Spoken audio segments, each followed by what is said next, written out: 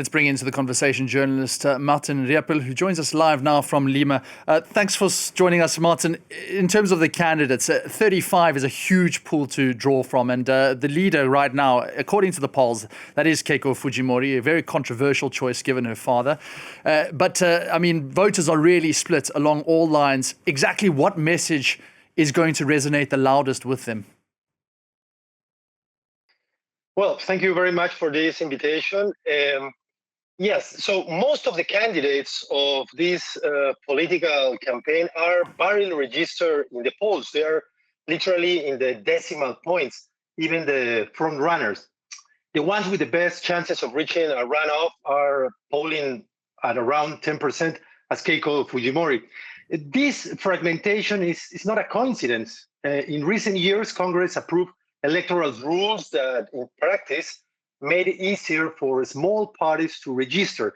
Many of these are not real parties, but electoral vehicles or even family enterprises instead of solid national organizations.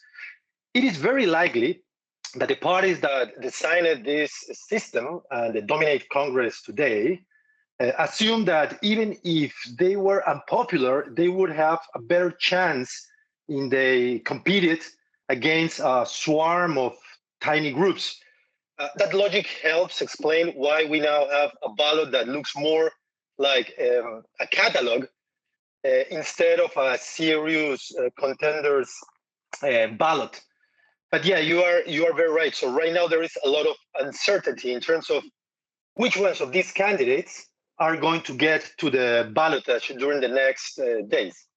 And you're looking at what they represent. A lot of the messages seem to be very consistent with this conservative wave of leaders, which is just taken over South America. I'm thinking of Javier Milei, Nayib Bukele, now Peru looking to go that way. Well, back to the way that it was under Alberto Fujimori. In terms of that message, fighting crime seems to dominate, but it's all about the different ways to fight crime, is it not? Not necessarily. It is true that despite the long list of candidates, voters are mainly focused on three issues. Public security, you are very right about highlighting that, corruption and access to basic services such as health and education. Because insecurity is the number one concern and criminal gangs have become more visible, many candidates are competing to sound tougher than the others. They talk about the death penalty, soldiers in the streets, harsher sentences, building more prisons, or even turning Peru into a kind of Bukele-style country.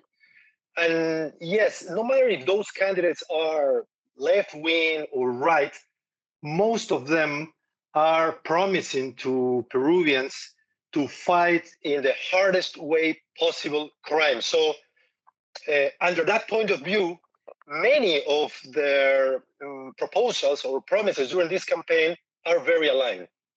And you talk about the economic worries. This is in a large way actually tied to the crime as well. We're seeing illegal mining eliciting an economy of about $11.5 billion. We did a report on Guadianas de la Troja around the Puerto Maldonado area and La Pampa. This is one of the big issues. How are candidates aiming to tackle something like illegal mining, which is really pulling at the heartstrings of voters? That's a very good question, because many of the political parties right now, especially the ones represented in the parliament, have links to the money of the illegal miners. So sometimes the combat or to tackle the illegal mining gangs here in Peru are part of their speech, but in practice, they are doing little as they were part of this parliament right now and part of the executive branch as well to tackle this illegal economy. And just in terms of, that's a very stark admission. But in terms of who the people ultimately put their faith in, this is going to go into a runoff, as we have stated, and it just feeds into this idea of political instability across Peru. I don't even know how many presidents it's had over the past decade. How is the country going to get back on track and actually galvanize the populace? Well, the next president is going to face many challenges, that's for sure. And you are stating some of them. So in a way, the most consequential election today is not necessarily the president race, but the contest for the new Senate.